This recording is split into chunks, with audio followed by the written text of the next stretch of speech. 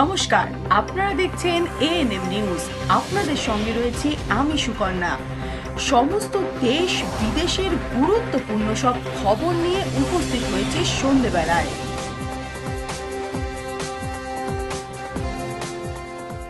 বাঁকুড়ায় এলেন কেন্দ্রীয় মন্ত্রী অর্জুন মুন্ডা। তিনি সংবাদ মাধ্যমের মুখোমুখি হয়ে পশ্চিমবঙ্গের আইন শৃঙ্খলা পরিস্থিতি নিয়ে প্রশ্ন তুললেন। একই সাথে তার অভিযোগ, বর্তমান শাসক দলের আমলে কোনো উন্নতি হয়নি জঙ্গলমহলের। বাঁকুড়ায় এসে বিস্ফোরক কেন্দ্রীয় মন্ত্রী অর্জুন মুন্ডা। রবিবার রাতে বাঁকুড়ার সংবাদ মাধ্যমের মুখোমুখি হয়ে পশ্চিমবঙ্গের আইন শৃঙ্খলা নিয়ে প্রশ্ন তোলেন। তিনি বলেন, গণতন্ত্রের অবমাননা হচ্ছে বাংলায়। আমাদের মধ্যে উপস্থিত রয়েছেন কেন্দ্রীয় মন্ত্রী এবং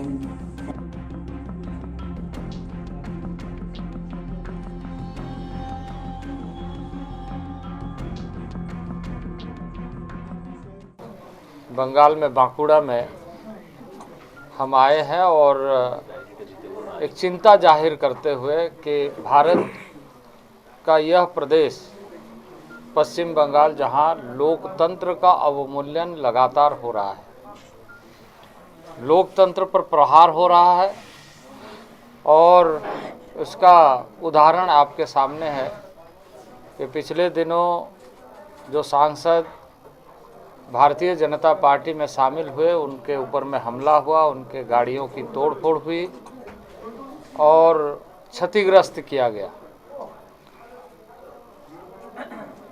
लोकतंत्र में ये शोभा नहीं देता है, क्योंकि एक जनप्रतिनिधि सांसद अपने मर्जी से यदि कोई फैसला करता है तो उस फैसले के आधार पर किसी के द्वारा इस तरह का हथकंडा अपनाया जाना, मैं समझता हूं कि वो किसी भी हालत से यदि हम कहें कि निंदनीय है तो वो कम शब्द होगा। तो इस तरीके से पश्चिम बंगाल में इस समय लोकतंत्र हाईजैक हो रहा है। जगह जगह में घटनाएं घट रही है, राजनीतिक घटनाएं घट रही है, हमारे कार्यकर्ताओं के साथ हमला हो रहा है। ये जनता पर छोड़ना चाहिए, उनको इस बात के लिए या वैसे दलों को इस बात के लिए जनता पर छोड़ना चाहिए कि जनता जिसको चुनेगी। इस समय में बलात् तरीके से यदि किसी राजनीतिक कार्यकर्ता के ऊपर हमला हो रहा है, यह न केवल दुखद है, निंदनीय है, बल्कि दुर्भाग्यपूर्ण है।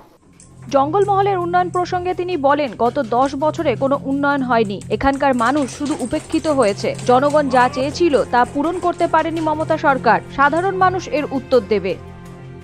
जंगलमहल के इलाके में लोगों में बहुत आक्रोश है इस बात को लेकर के कि पिछले 10 वर्षों के शासनकाल में इस क्षेत्र को उपेक्षा के सिवा दूसरा कुछ नहीं मिला। यहाँ के लोग इस बात से कि जो उम्मीद इस सरकार से जताया था उसमें यह सरकार खरा नहीं उतरी, यह तो बात बिल्कुल स्पष्ट है। लोगों को कष्ट देने में यहाँ के लोगों का शोषण हो रहा है, इस तरह का लोगों का सोच है और मैं समझता हूँ कि यह आक्रोश लोकतंत्र में व्यक्त करने के जो माध्यम है वो जनता राजनीतिक तरीके से, किसी संगठन के माध्यम से, सामाजिक संगठन के माध्यम से जब कोई कार्यक्रम करता है तो उस पर यदि कोई दल हमला करने का, धमकी देने का काम करता है तो वह भी दुर्भाग्यपूर्ण है। বাঁকুড়া থেকে বনমালী স্বনিগ্রাহীর report, ANM news. Asansol municipal কর্পোরেশনের 72 নম্বর ওয়ার্ডের বেশ কিছু জায়গাতে জলের সমস্যা প্রবল দেখা গিয়েছে। আমরা এক নজরে একবার দেখে নেব।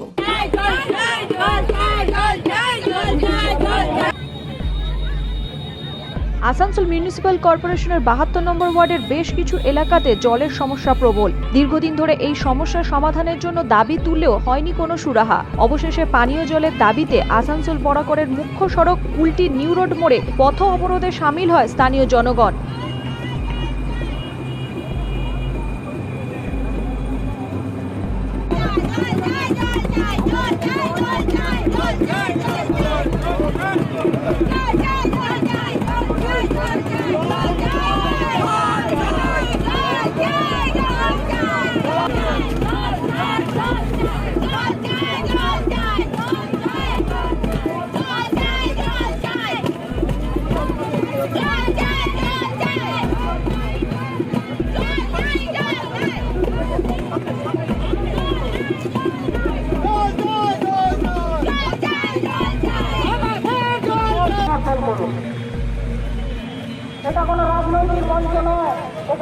ঘরে মা বোনরা ছোট ছোট বাচ্চারা আজকে রাস্তায় নেমেছে।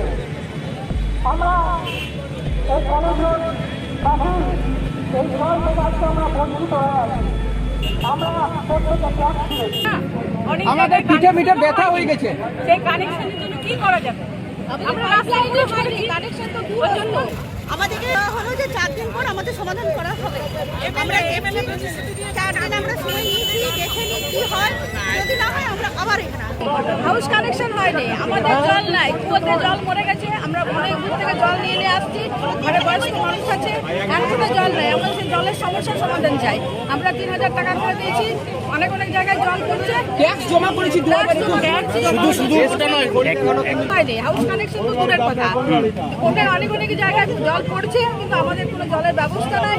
ঘরে যে কুয়া আছে, কুয়োর জল মরে গেছে, আর আমাদের জল দেয়নি। আমরা জল সংকটে ভুগছি। এই জল সংকট থেকে মুক্তি হওয়ার জন্য আমরা বহু প্রশাসনিক লেভেল চিঠিচাপাটি করেছি, কিন্তু কোনো জায়গা থেকে কোনো সদুত্তর পাইনি। খালি দেখবো এই কাউন্সিলর আসছে, দেখা চলে যাচ্ছে, কোনো সদুত্তর নেই। তারপর বলছে আমরা দেখছি, মিউনিসিপ্যালিটি খবর দিচ্ছি, কর্পোরেশনে দেখা করছি, এই চলছে। আমরা কি এখানে জল পাবো কি পাবো না আমাদের সেটা জানার কথা। ঘটনাস্থলে কুলটি থানার বিশাল পুলিশ বাহিনী এসে পরিস্থিতি সামাল দেয়। কুলটির বিধায়ক উজ্জ্বল চ্যাটার্জি বিক্ষোভরত মানুষের সঙ্গে ফোনে কথা বলেন এবং তার আশ্বাসে অবরোধ উঠে যায় বলে জানা গিয়েছে। আপনারা নিশ্চয়ই পাবেন, কানেকশন পাবেন, একটু সময় লাগছে কোনো কারণে, এটা আমারও জানা নেই। আমি কর্পোরেশনের ইঞ্জিনিয়ার সহ কথা বলেছিলাম, উনিও বলেছিলেন 7 থেকে 10 দিন মধ্যে এই সব যত রিমেনিং কানেকশন আছে ওটা হয়ে। ভোটের মুখে এই অবরোধ শাসক শিবিরকে অস্বস্তিতে ফেলেছে বলে মনে করছেন বিশেষজ্ঞ মহল। আসানসোল থেকে রাহুল পাসওয়ানের রিপোর্ট, এএনএম নিউজ।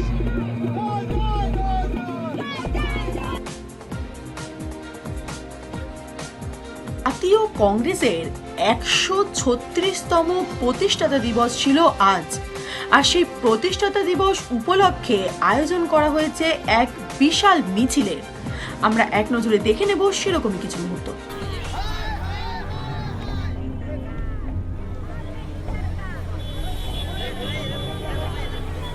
জাতীয় কংগ্রেসের 136তম প্রতিষ্ঠা দিবস উপলক্ষে পশ্চিম বর্ধমান জেলার কুলটি বিধানসভার কুলটি ব্লক জাতীয় কংগ্রেসের পক্ষ থেকে সোমবার সকালে বরাকর বাস স্ট্যান্ড থেকে বরাকর বিগুনিয়া মোড় পর্যন্ত এক বিশাল মিছিলের আয়োজন করা হয়।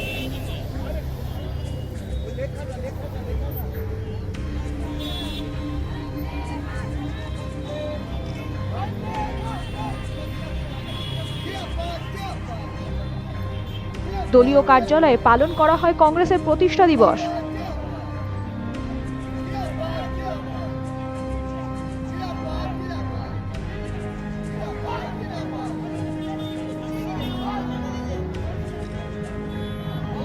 তারপর সেখানে দ্রব্যমূল্য বৃদ্ধি এবং কেন্দ্রীয় সরকারের জনবিরোধী নীতির প্রতিবাদে প্রধানমন্ত্রী নরেন্দ্র মোদীর কুশপুতল দাহ করা হয়।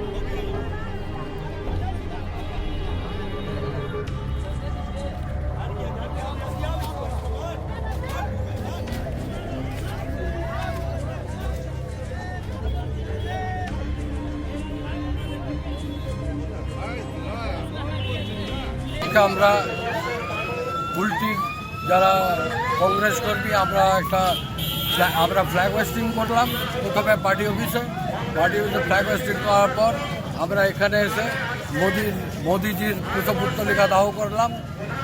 কারণটা হচ্ছে যে আজ ভারতবর্ষের যে অবস্থা, কংগ্রেস যে চিন্তা করে ভারতবর্ষকে স্বাধীন করেছিল, মোদী সরকার আসার পর থেকে তার আর কিছুই রইল না, সব শেষ করে দিচ্ছে।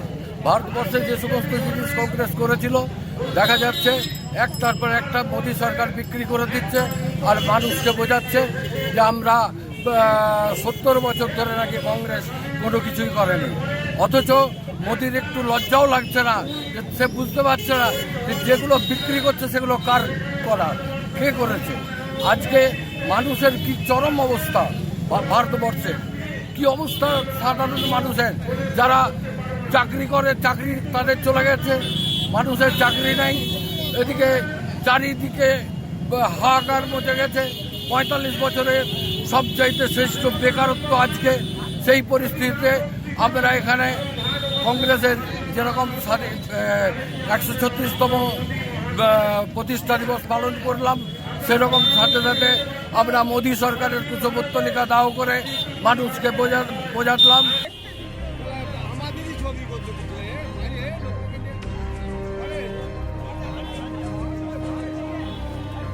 আসানসোল থেকে রাহুল পাসওয়ানের রিপোর্ট, এএনএম নিউজ।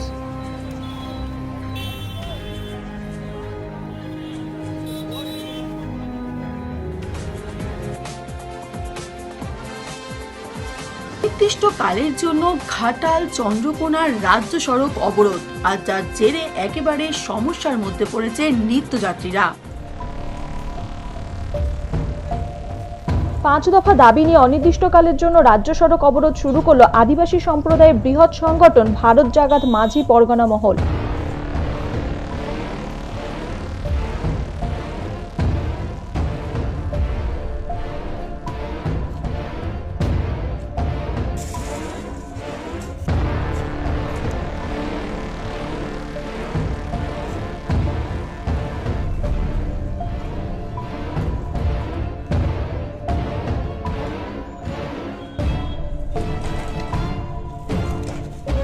সোমবার সকাল থেকে পশ্চিম মেদিনীপুর জেলার চন্দ্রকোনা থানার ক্ষীরপাই হালদার দিঘি মোড়ে ঘাটাল চন্দ্রকোনা রাজ্য সড়ক অবরোধ করে এই সংগঠন।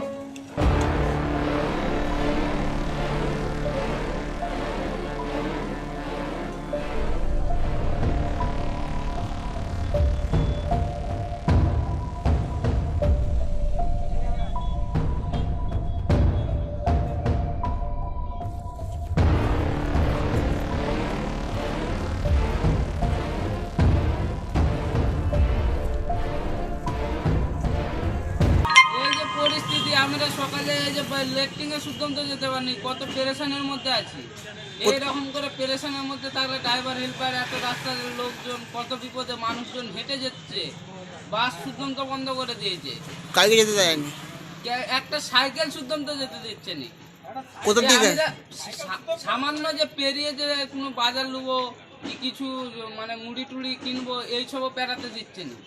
গাড়িতেই আছেন? গাড়িতেই আছি, সকাল থেকে গাড়িতেই পড়ে আছি। তার ফলে ঘাটাল চন্দ্রকোনা রাজ্য সড়কে যান চলাচল সম্পূর্ণ বন্ধ হয়ে পড়েছে। সকাল থেকে ওই রাজ্য সড়ক অবরুদ্ধ হয়ে পড়ায় বিচ্ছিন্ন যান চলাচল, দুর্ভোগে যাত্রীরা।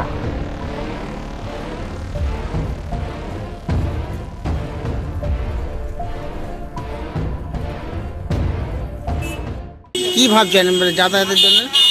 যাতায়াতের কোনো সুরাহা দেখা যাচ্ছে না, কারণ ওরা যেভাবে ধরে নিয়েছে মোটর সাইকেলকেও যেতে দিচ্ছে না। এটা আদিবাসী সম্প্রদায়ের অবরোধ, তার জন্য আমরা এখানে আটকা হয়ে পড়ে আছি। মানে একটা ভোগান্তি হচ্ছে আর কি।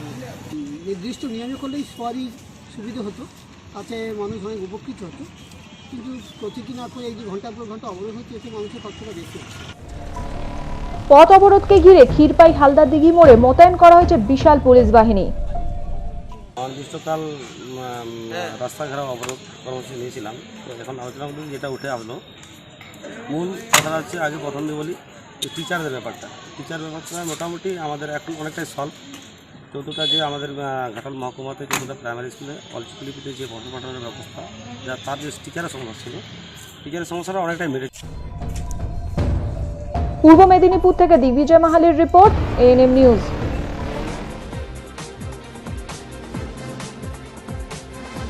ফারাক্কা ব্যারেজ লাগোয়া স্থানে বালতি ভর্তি বোমা উদ্ধার, আর যার জেরে একেবারে চাঞ্চল্য ছড়িয়েছে এলাকাতে।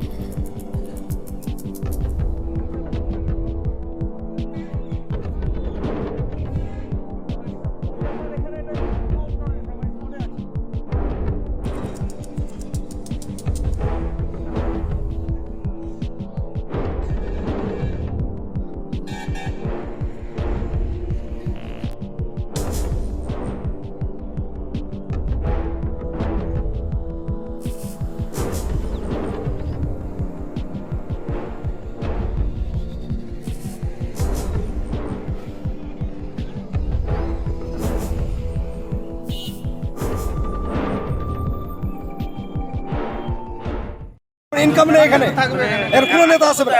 কি হতে পারে? হ্যাঁ, এসে এসে দেখে চলে যাচ্ছে, কে কোথায় মিটিং করছে, কে কোথায় কি করছে। কখন থেকে দেখা গেছে? সকাল 6টা থেকে। এটা কি ধরনের বোম মনে করছেন? আমরা তো বলছি টাইম বম, জানি না কি বম।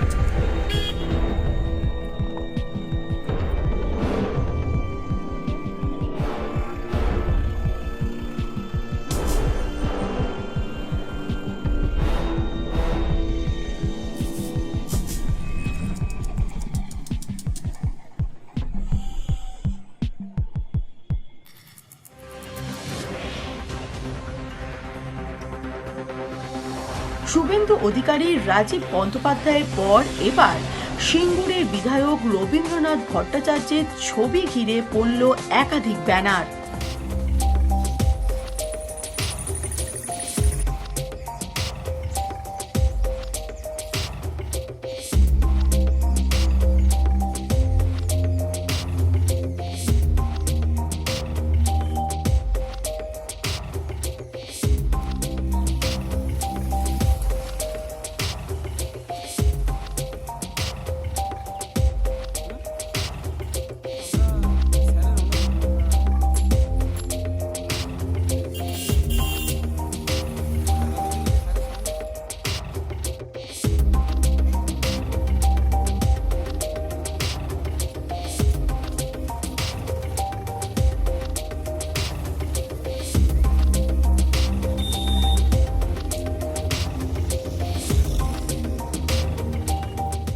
আমরা জানি আমাদের মাননীয় মুখ্যমন্ত্রী মমতা বন্দ্যোপাধ্যায় উনি হচ্ছেন সততার প্রতীক।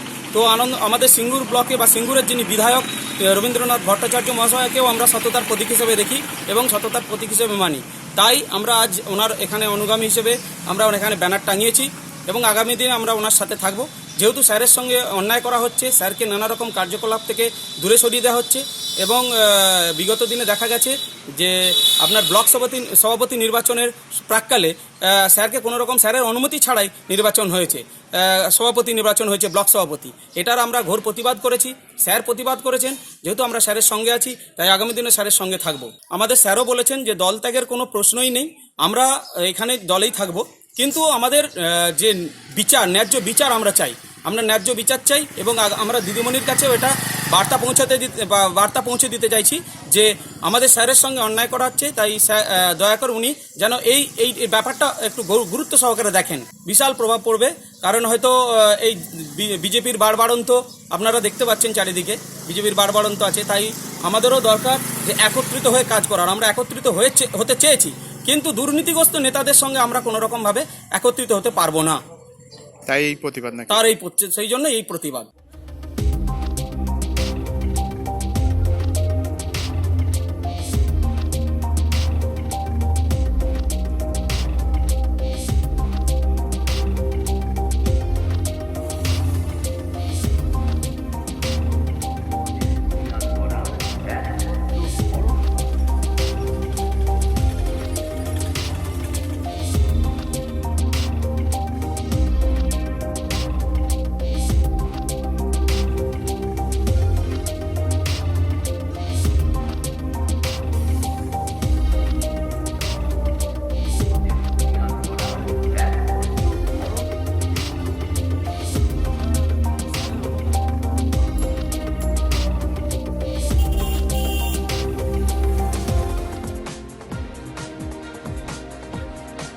বন্দুক রিনিউ করতে গিয়ে দুর্ঘটনা। গুলির আঘাতে গুরুতর আহত হলেন বন্দুক রিনিউ করতে আসা এক বৃদ্ধ।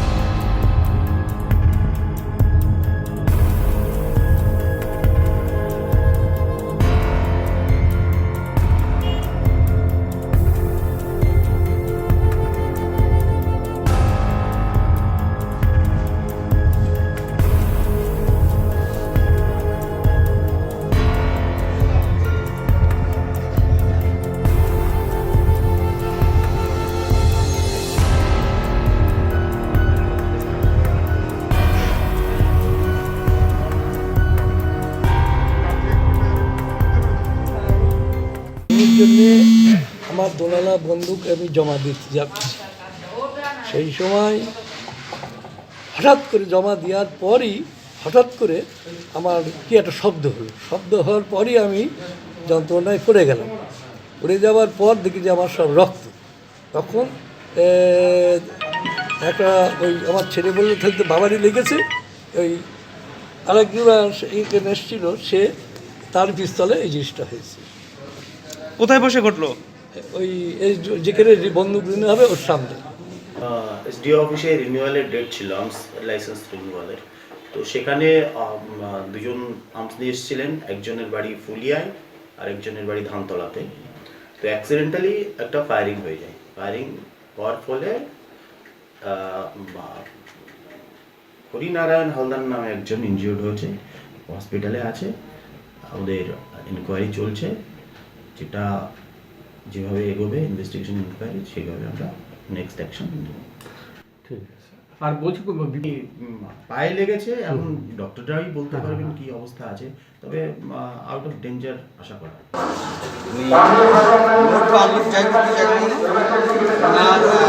গুলিটা ছিটকে যায়, ছিটকে গেলে তখন বাবার পিছন থেকে লাগে, যেটা আমরা প্যান্ট থেকে দেখলাম আর কি। হ্যাঁ, পিছন থেকে লাগে, তারপর হসপিটালে দাদাই ভর্তি করেছে। আবার বন্দুক রিনিউ করার জন্য ওখানে আবার গেলাম, অফিসার ডেকেছিলাম।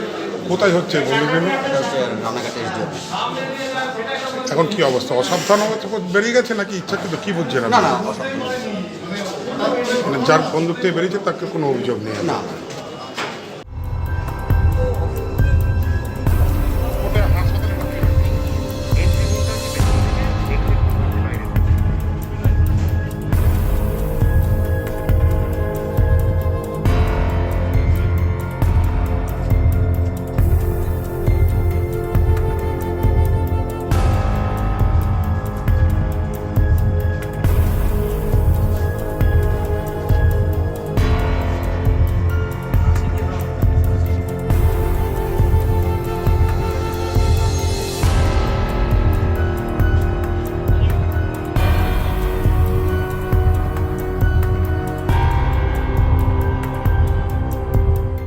বিদায় নিচ্ছি এবার, সঙ্গে থাকুন, দেখতে থাকুন এএনএম নিউজ।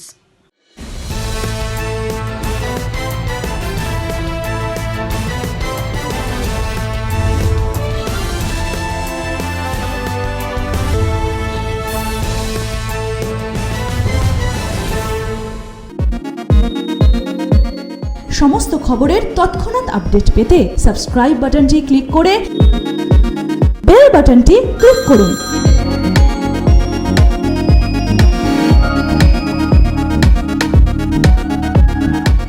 আরও খবরের আপডেট পেতে সাবস্ক্রাইব করুন আমাদের ইউটিউব চ্যানেলটি আর বেল আইকনে ক্লিক করুন নোটিফিকেশনস পেতে।